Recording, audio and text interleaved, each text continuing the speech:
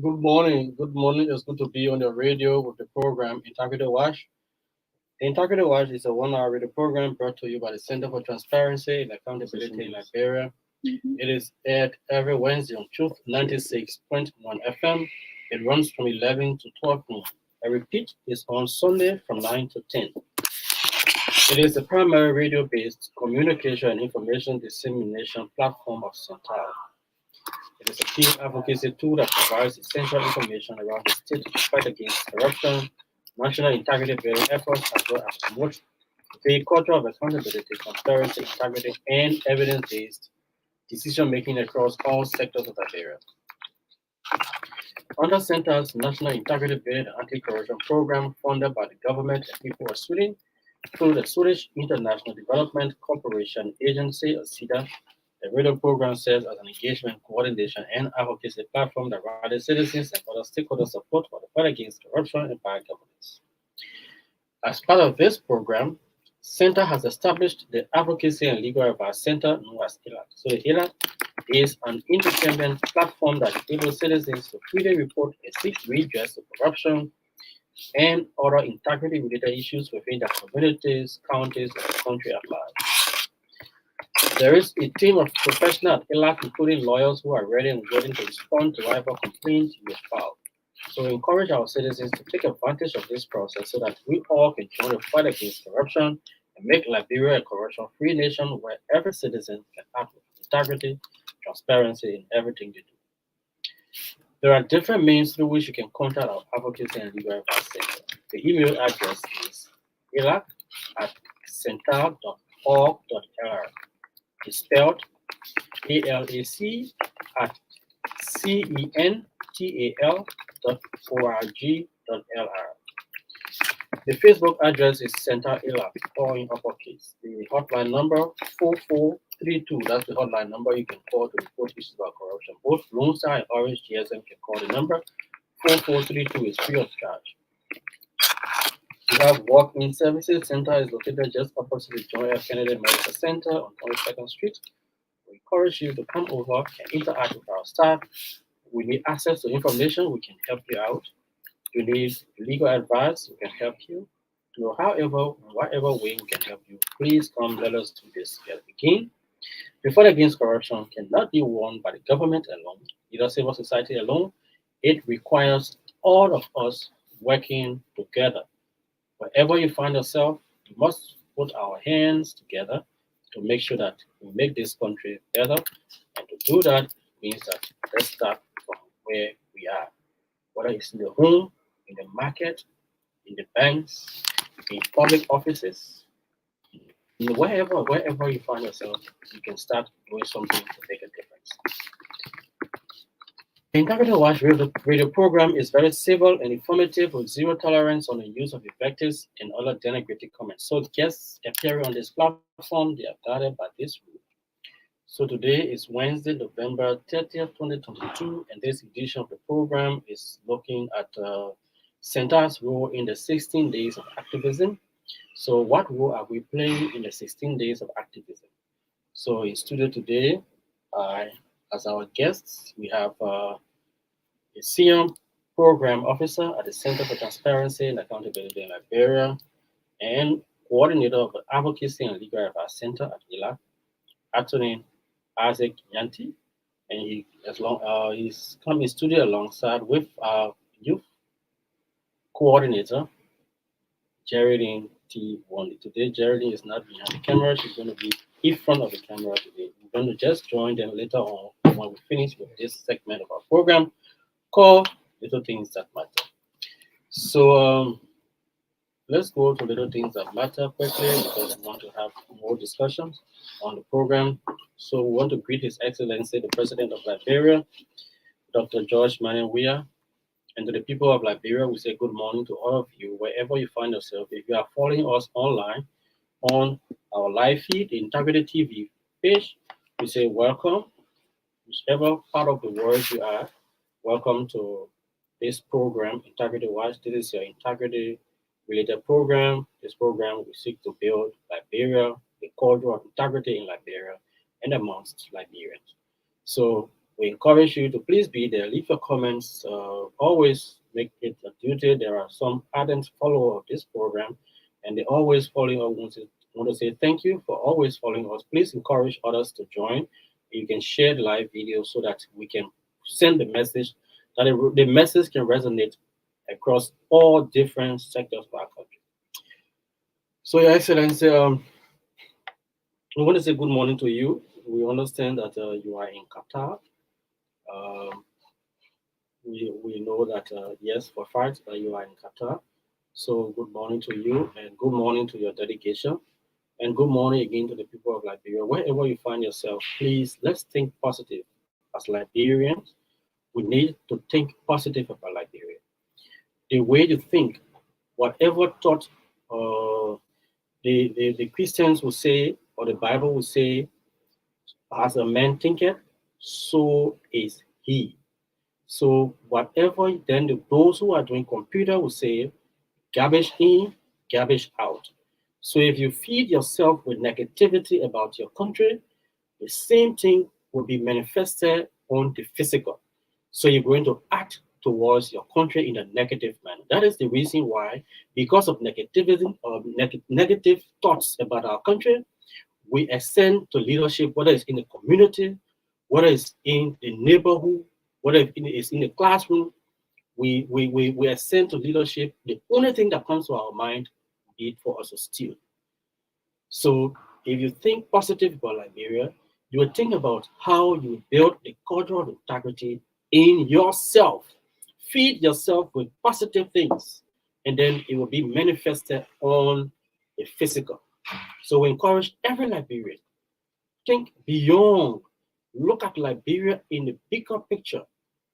Do not look at this party sentiment and look at individuals liking and all of these things, but look beyond the individuals, look beyond the parties, look beyond the affiliations, and what you will see there will be Liberia. When you see Liberia in the bigger picture, you will act toward Liberia in a positive manner.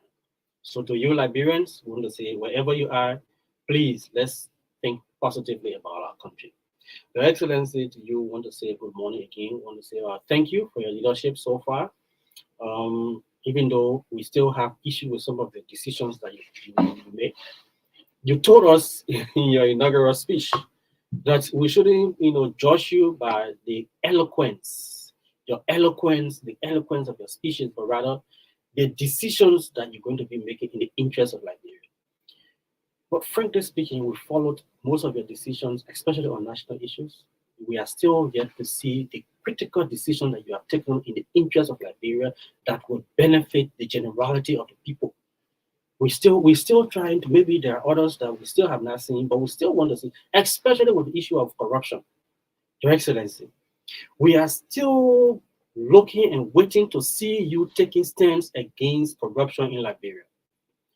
All we have seen so far, weakness, lip services. That's all we have seen.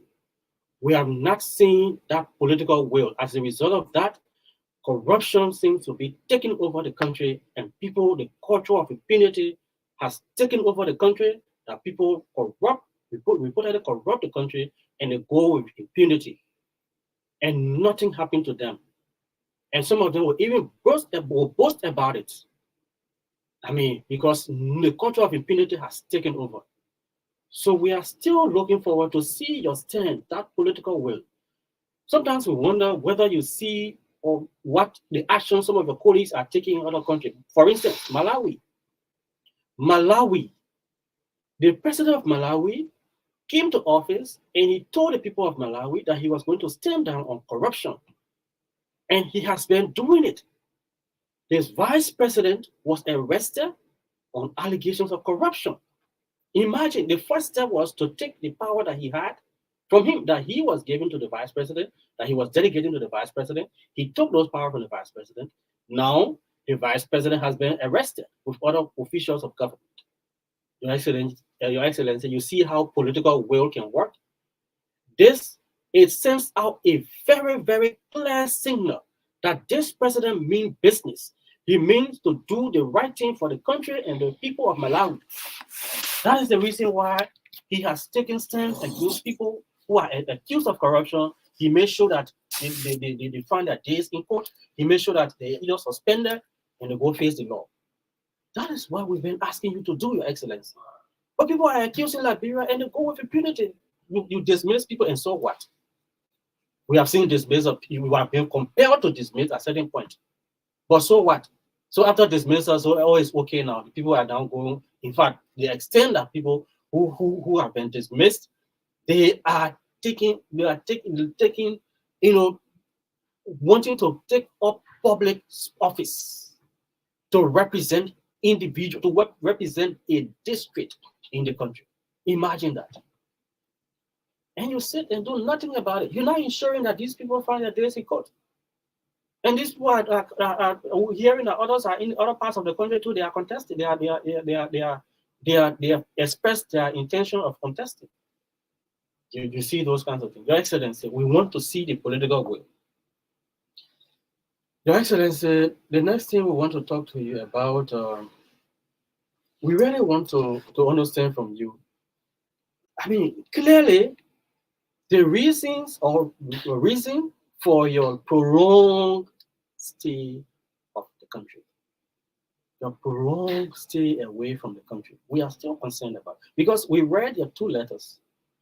The letters that you sent, most of the things that you said you were going to be doing, meetings, having meetings, attending forums. I mean, you don't trust your Minister of Foreign Affairs.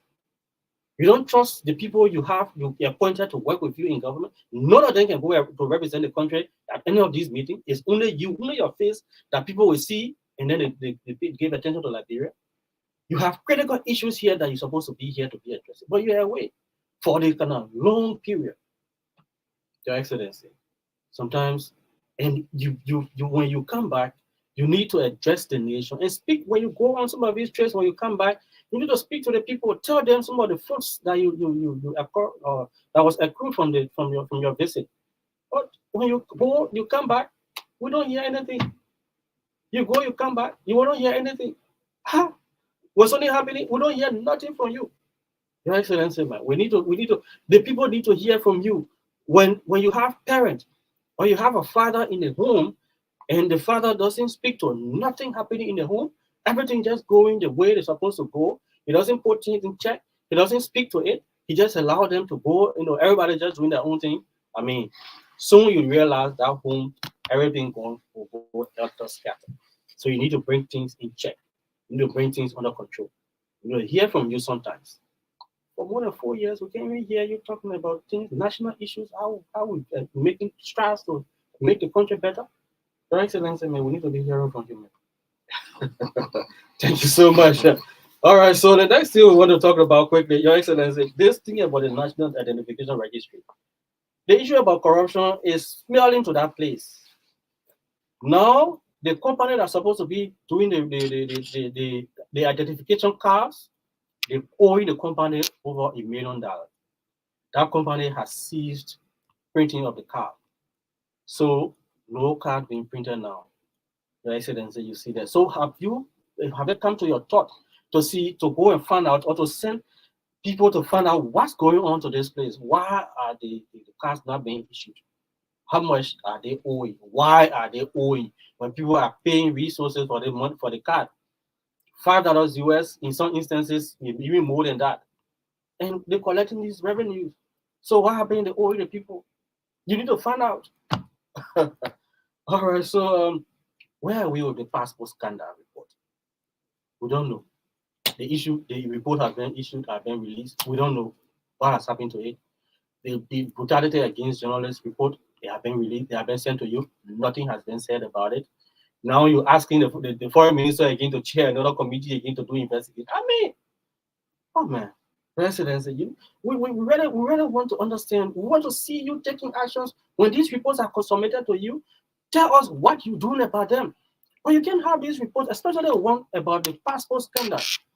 Would have been numerous issues about passports in Liberia. And then you initiated investigation. The investigative report has been submitted to you. Nothing has been said. So you just took it and put it under the dustbin as usual. Like the Global Witness report. And all of the different reports that have ever been submitted to you. Nothing happened with that. We want to hear about what happened to this report.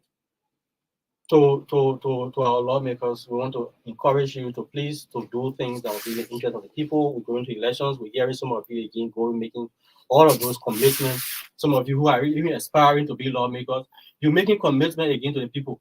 You're making all of these commitments. You know that you will not fulfill them. I mean, why would you want to be claiming that you can build roads? Is that your work? I mean, what level of thoughts do people have when you're going for elections? You don't even know what to push out to the people. You don't even know how to present your own platform, what you want to do. Because there is nothing concrete that you want to do. The only thought there is for you to go sit down there. The baseline of everything that you want to do to go and steal to is our term. So we'll get there, we'll go and steal. So if you go in there for genuine purpose, you must already have something that you're going to do.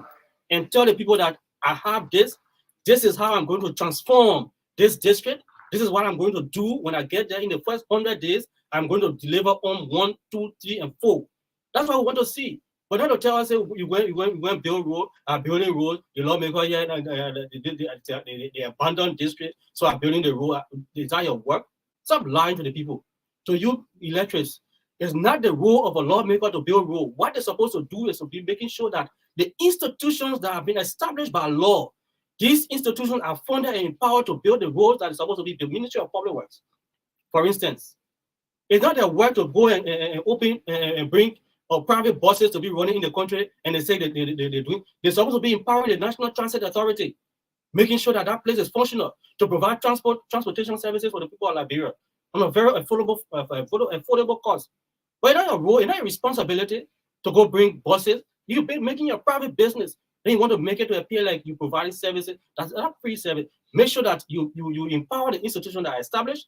Go to the National Transit Authority before that place got burned. See how it was looking. They were sitting now continuing for years until that place got burned. I've not been there or recent. None of you can even think about how you'll make sure that the fund they are generating, how are you making them to make sure that they are accountable so that they can do something better with the money that they're generating. People on strike every day, the workers. But you care less about it, but you want to do your own thing and think that we'll be hearing you for that. That's not your work. Please, to the people of Liberia, you need to read between the lines. Tell the people, say, I mean, move from, this is not what you're supposed to be doing here. No, empower the institution that's supposed to be doing it. See how we can do it. The JFK, you bring in drugs and giving it to, donating it to clean it. Is that your work? Is that what you're supposed to be doing? You're supposed to be making sure that JFK got funding so that when people get sick, they can be referred to JFK, giving ambulance to community that they don't even have road, they don't even have a hospital. Then you give in an ambulance. What would they do with it? The JFK, no medication there. They carry people there, they say no bed. So what are you doing? You're giving people ambulance. So what are you doing with the ambulance? Why are they taking the patients? You concerned about that? Is that your responsibility? Hey, man. You need to stop the thing, man. You're trying to do things better for the.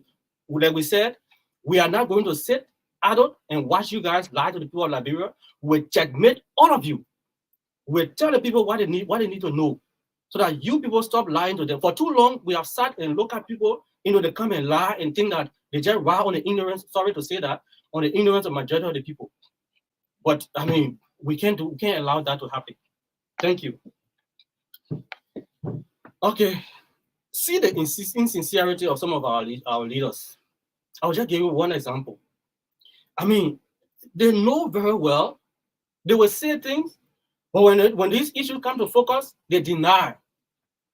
One typical example will come to elections and to the young people of Liberia. One typical example I'll give to you, just of recent.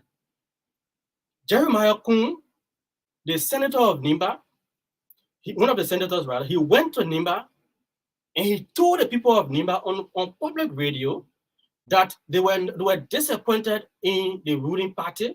They were disappointed in the president. He and Senator Prince Johnson. They were disappointed in the party or in the president for not appointing sons and daughters of Nimba to key positions. The next day, Franklin Dolokwe reported that on OKFM. The same lawmaker called on that station that day. The very day, as soon as the board dropped the line, he denied all the board said. People called from Nima and said, yes, he said it. They sent the recording. That was the only time that the board were exonerated. You see how politicians can behave? The recording, there was nothing the board said that he didn't say. And it was even the press statement that was issued by Senator Prince Johnson. It stated clearly that they were not satisfied. They were dissatisfied. But he denied initially. I mean, see the kind of insincerity politicians can bring to the table. Somebody who is trusted, who is leading people, and he says something, he can't defend it, he can't stand by it, he wants to deny it. Had it not been the recording, that board would have been, people would have been questioning, oh, Franklin reported lies about the senator, he lied about the senator. See those kind of things. So you have to be wise. Check the facts, and we'll checkmate some of these things. We write checkpoints, necessary checkpoints, to make sure that we checkmate some of these people. When we bring them on this platform, we request them to tell us. We're not coming here for you to tell us, bringing accountability, transparency, and integrity. We want to see how you will do it. The programmatic approach that you're going to attach to these things that you're coming to do to transform the situation that we have. There's no secret about corruption in Liberia, no secret. Corruption all over the place. So now you come in to address it. How are you going to address it? You must state clearly in what time do we expect to see some of these things happening. There must be timeline. Way back to where the corruption, the poor corrupt, and so what? So what have you come to change? Thank you very much. Those are things we're going to talk about. Let's take a very short break. When we come back, we go over to our guests to start our discussion. Let's take a break.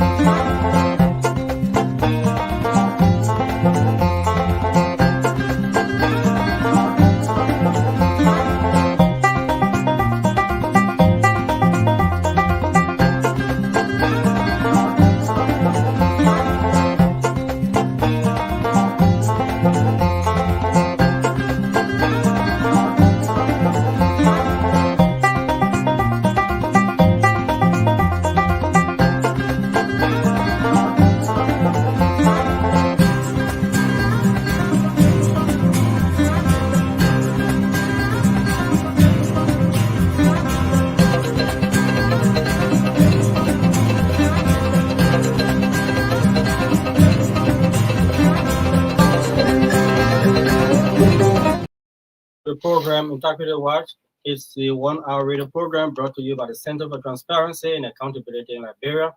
It is aired every Wednesday on Truth 96.1 FM.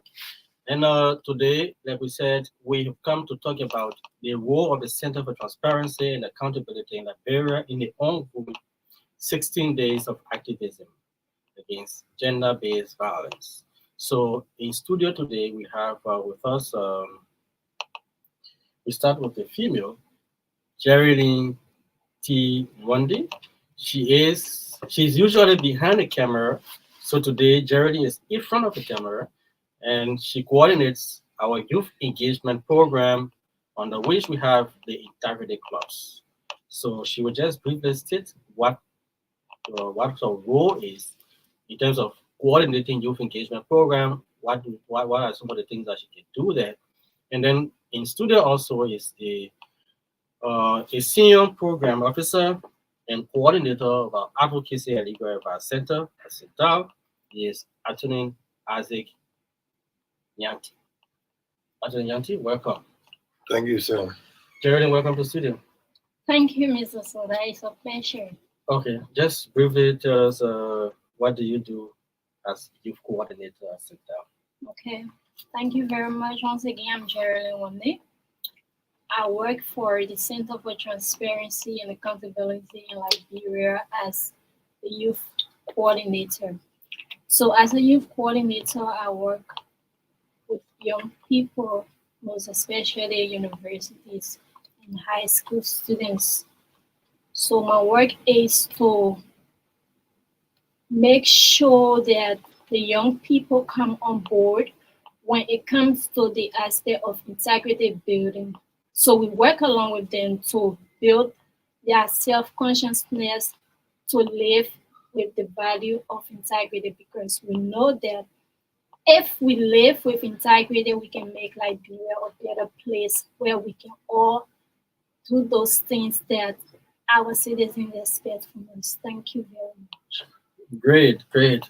Isaac, let's hear from you. You are an attorney at law and you work with Center and you coordinate the advocacy and legal advice.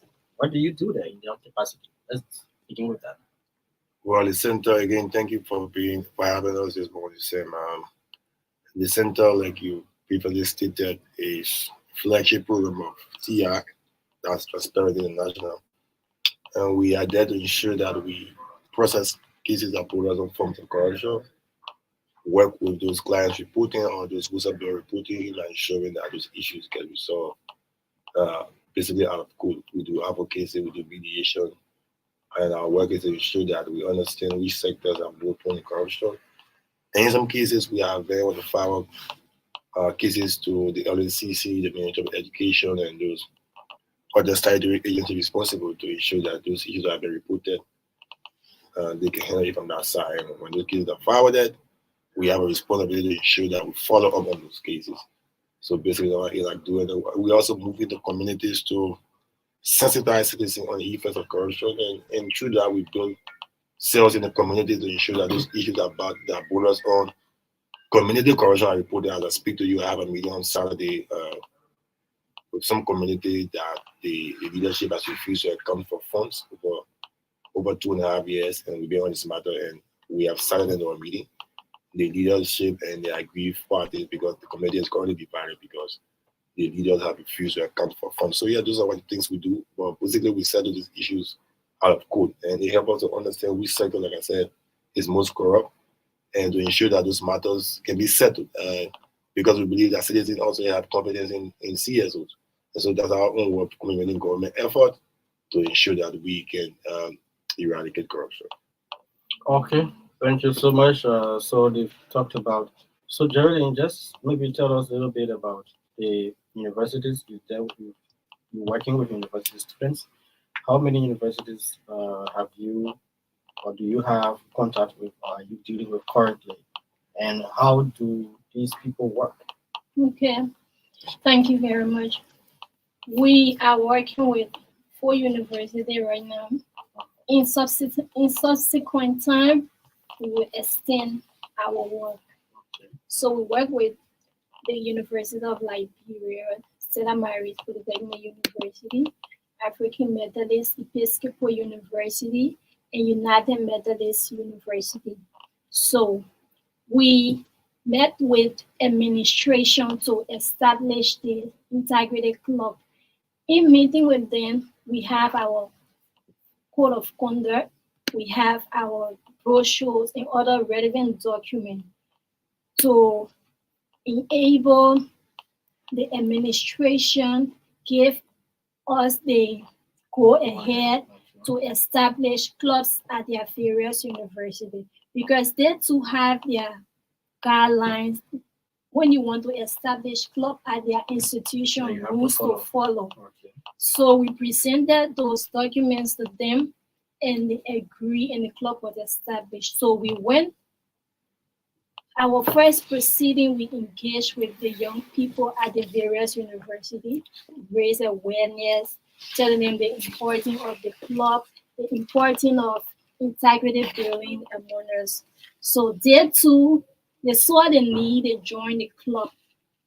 The organization center went ahead and trained them because you cannot have a group of young people without giving them knowledge to know what they stand for or the work they come to involve themselves with.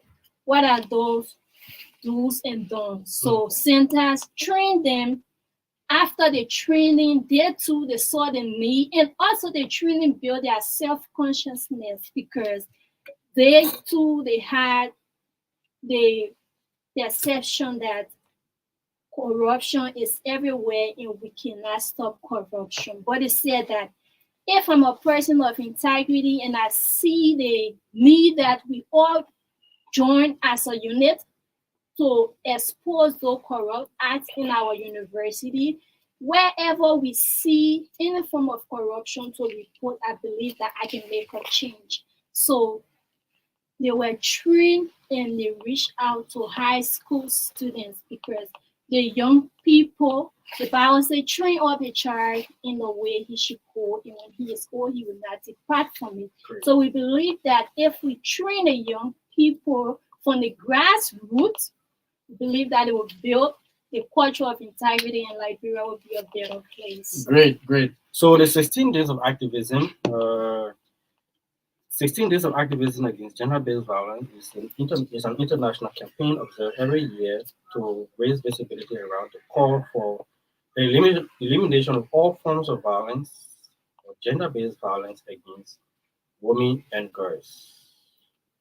So it is reported that 2 out of every 3 women have experienced gender-based violence in their lifetime.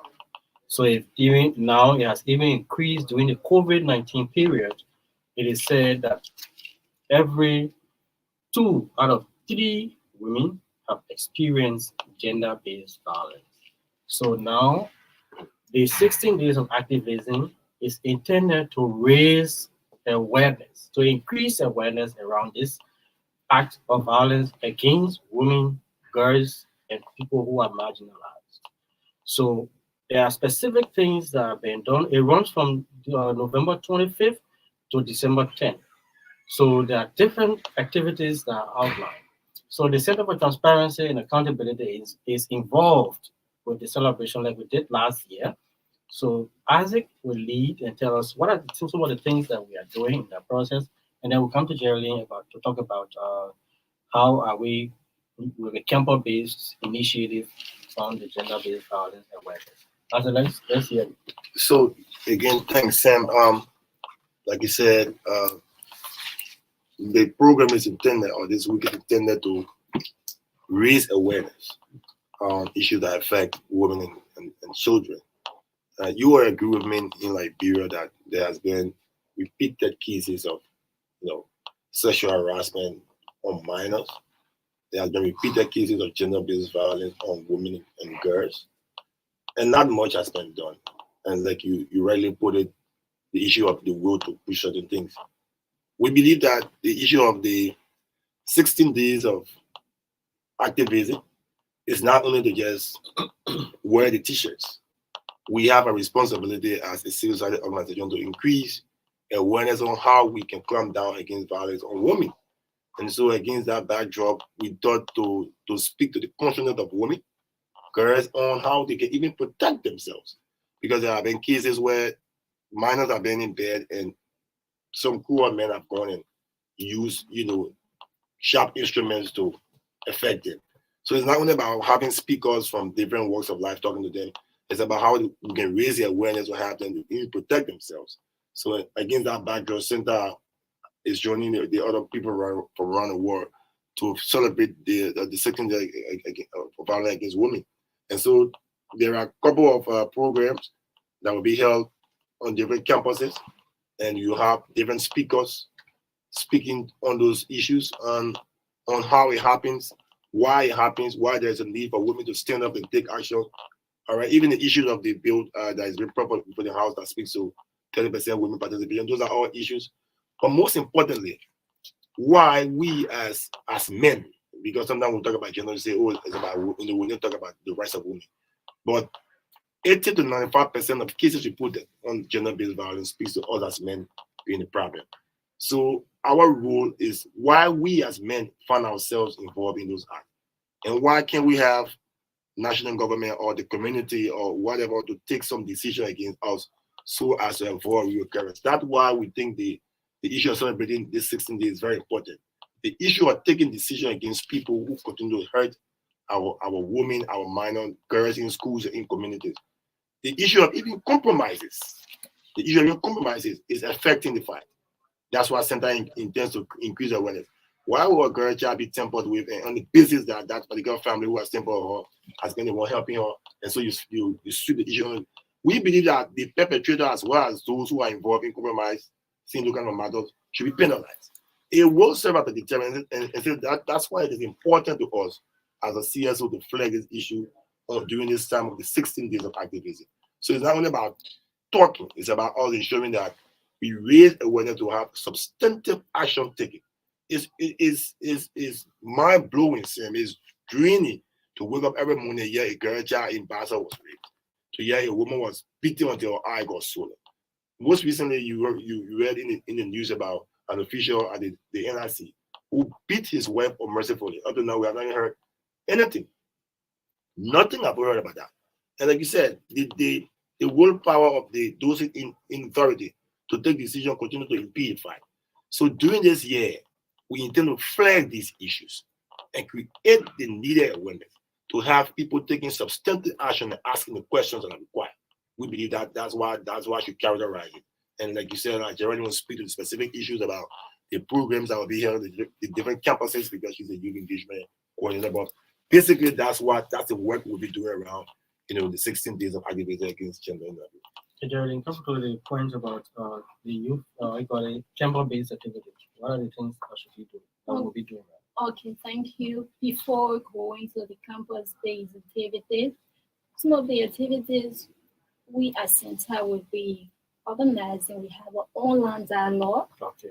We have community engagement already started in the counties. Okay. In schools visitation. Okay. As you see, we're creating awareness. So the awareness raising, we started the 25th of November. So next week, the 5th and the 9th of December, we have campus-based activities at the African Methodist Episcopal University, where we have university students carrying out debates, and we'll be educating them on the importance of the 16 days of activism, and we'll also be educating them the upcoming election year to stop violence. So all of that is our way of contributing to the 16 days of activism. So we will dramatize a form of violence.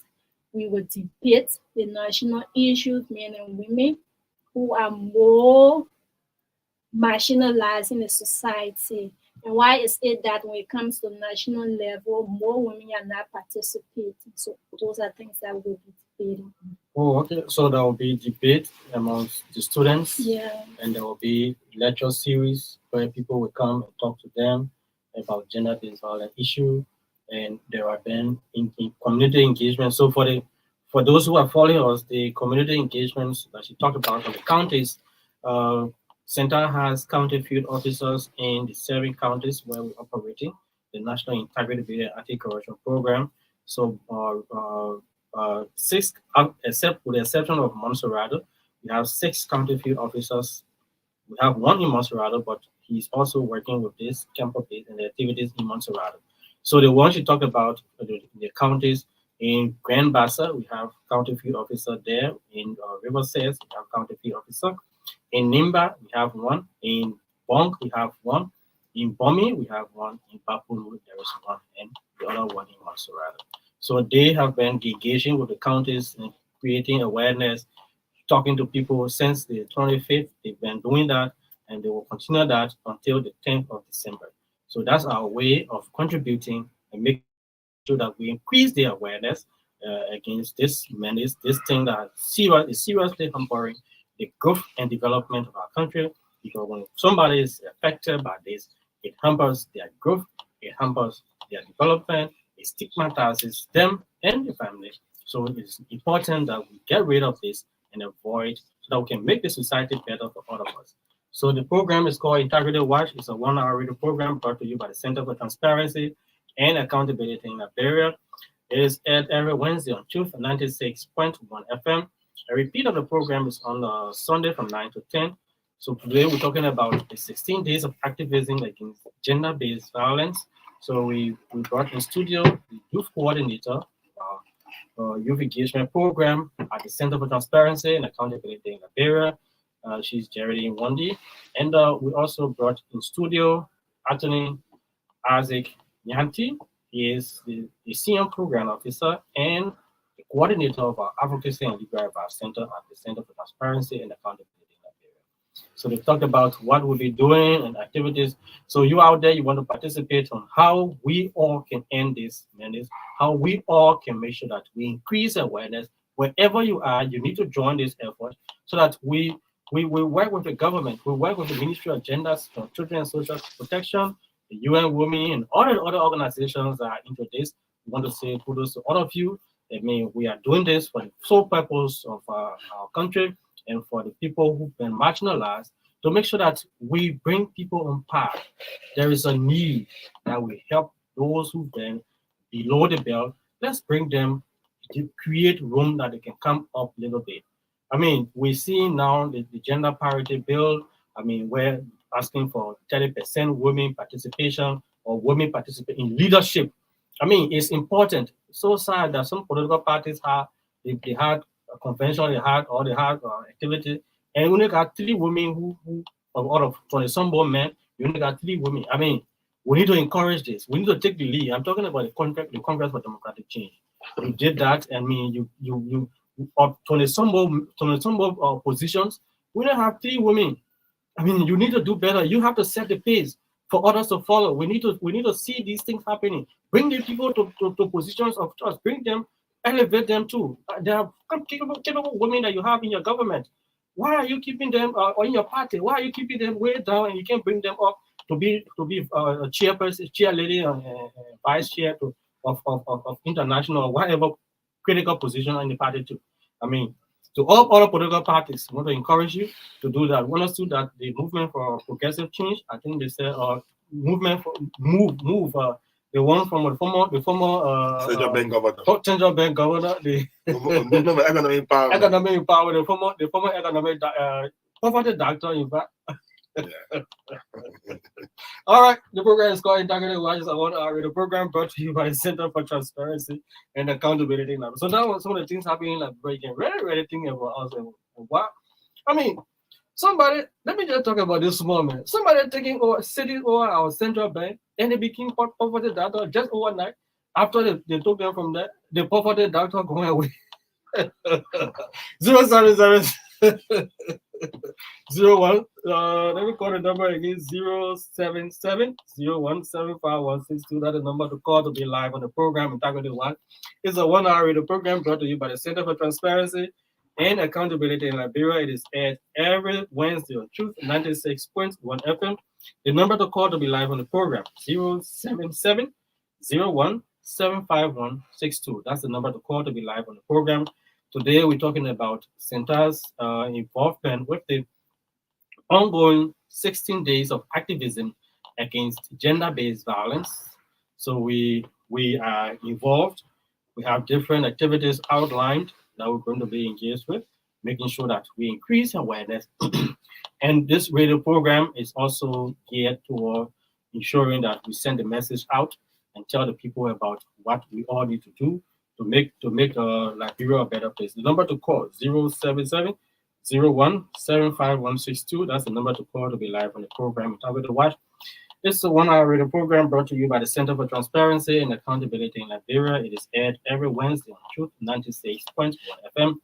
And the repeat is on Sunday from 9 to 10. If you are following us online, we ask that you please leave your comments, and so that we can be able to read out your comments to our guests in studio. So you can leave your comments and we'll read out your comments to our guests. The number again, 077 0175 That's the number to call to be live on the program, Target the Watch. And we're talking about the 16 days of activism against gender-based violence. So how all of us can get involved with this process. We must increase awareness around this act of violence against people who are considered to be marginalized for people in our country. We need to make sure that we create the space. Let's create the space for our people, our women, children, and people with disabilities to be able to thrive so that we all can work together to make this country a better place because it cannot work if we leave them behind. The SDGs call for leaving no one behind. So if we must not leave anyone behind, it means that let's create the space.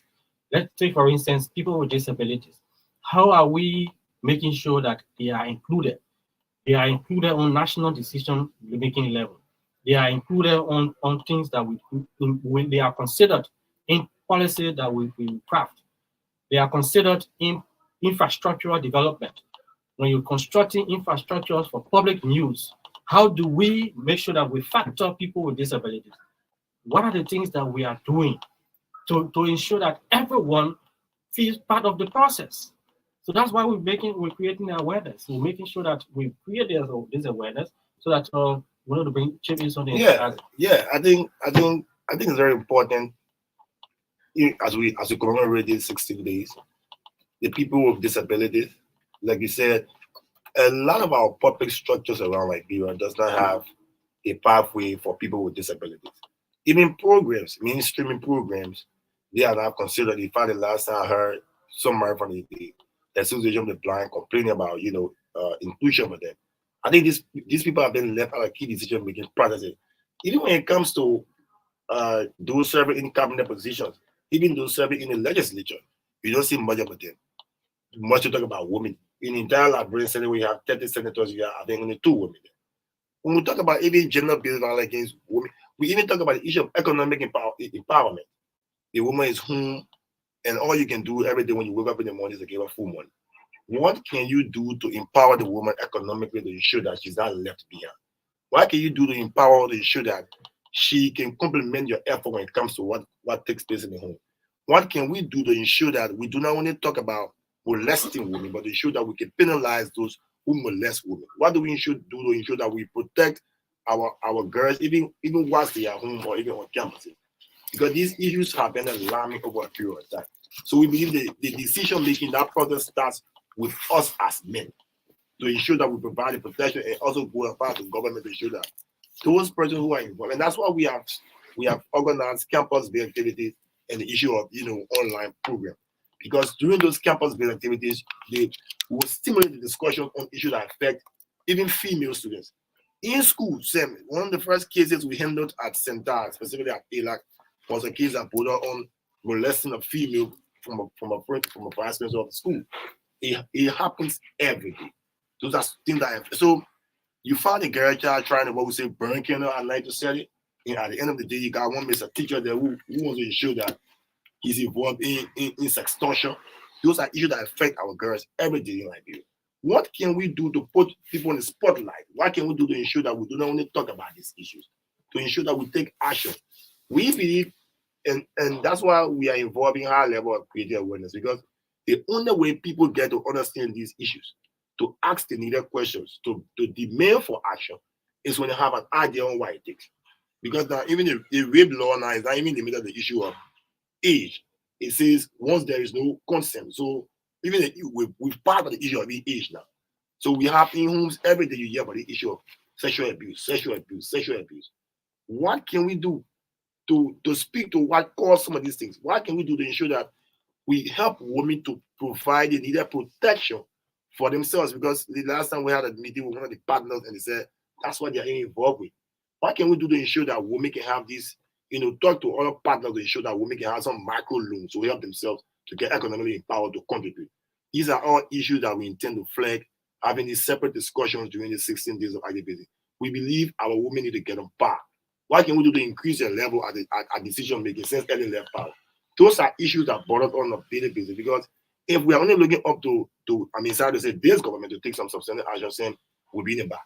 So our role as a civil society organization is to raise their awareness on an everyday basis. But because we are commemorating this week, we believe it is time to even increase their awareness when it comes we have the national roadmap against GBV. I mean, we need to know where we are on this. Yeah, we Because need to. we have the roadmap, but the stats still, still increasing. The statistics on the number of cases being reported, I mean, it's still high. What are we doing with the roadmap now in place? How are we implementing the roadmap? How are we the lead person being the feminist in chief? I mean, we need to know how we are going about with this. The feminine chief currently is I think it's in Qatar. Yeah, it's in Qatar, and, and not much has been done. Same me. The they have the national roadmap on our PAPD. Where are we with where did you start from? Where are we with that particular roadmap? How do we intend to proceed? For all the prosumers, so where we are, where we came from, what place of the world we are, what efforts, if any, has been made in the fight against gender-based violence. And it's not limited to the Muslim country. When you go around, when it comes to even meetings, that thing that used to happen whereby it has started to happen in some areas where you don't find women participating in key decision making, even in communities. It is what this entire, you know, celebration about, to ensure that you speak to the consciousness of the women, to have them being brought on par, and to ensure that they form part of key decision making and the issues that affect them, especially sexual issues, social issues, economic issues. They can know it, they can flag it, they can demand for it, they can take action against it. I think it is our role as a CSO, and we wouldn't stop until we can see them being brought on par to a certain level when it comes to the Liberian society. We have 7 minutes to go. The number to call, maybe you can take it, we can be part of the program 077 077 0175162 077 That's the number to call to be live on the program Integrity Watch. So today we are talking about the 16 days of activism against gender-based violence. So we trying to create awareness about how all of us can get involved. Make sure that we bring people who are marginalized on par with us, so that we can build this country together. Making sure that to do that, it means that we must make sincere efforts. We must make sincere efforts aimed at addressing challenges that women, girls, children, and persons with disabilities are faced with in our country. How do we ensure that they are protected? We make sure that they are included. It means that we must pass laws that will enable them being part of it. And one is the gender parity bill, I mean, which is very laudable. And we encourage political parties, we encourage political institutions to take advantage of this. We shouldn't pass laws and then we just ignore them, like we usually do. We ignore laws. I mean, these are legal instruments. When they are passed, it means that we are obligated to ensuring that we implement them. But we can't pass the laws and then we kick them in the back and then go ahead with our business as usual. It wouldn't help us.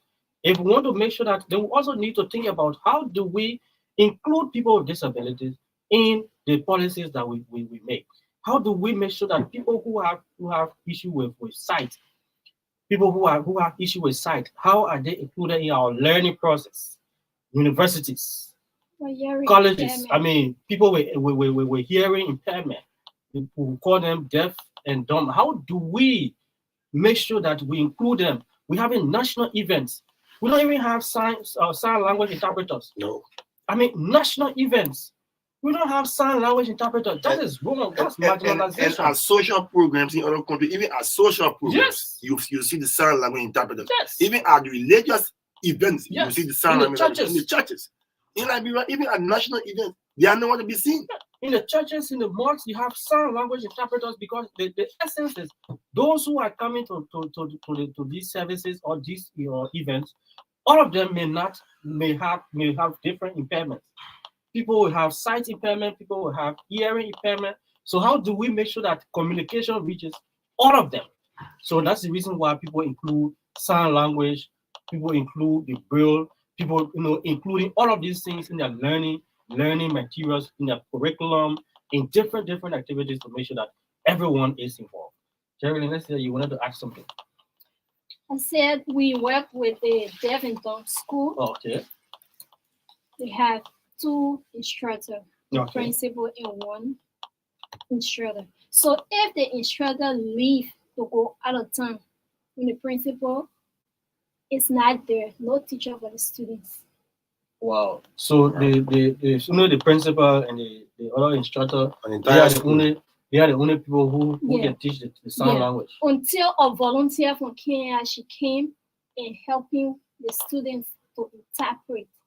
So she's a female, so gradually they're working on that to have enough instructors. But they say that they are really challenged when it comes to instructors. Okay, let's just get a party comment, Jerry. Okay. I want to say thanks to the management of the Renaissance Communication Incorporated. I also want to say thanks to the peace-loving people of Liberia. Let us take this 16 days of advocacy inclusion as a human rights issue. It's important for each and every one of us. Thank you. Thank you very Isaac, much. So like the theme of this year is let us unite to fight against gender-based violence. And I say thank you for having us. And I hope at another point in time we can have more time to talk about issues that affect gender in Liberia, and that we can be the ambassadors of social change in this country. Thank you. All right, so thanks so much. The voices of Acting Isaac Nyanti. He is the legal center, and Geraldine Wendy is the youth engagement coordinator and of transparency and accountability. My name is Stan Sota. I'm the media and communications officer at Center. My colleague Mark Bondao has been making sure our visibility goes beyond the studio. Join us next Wednesday for another edition of the program. Better still, Sunday from 9 to 10 is a repeat. Goodbye.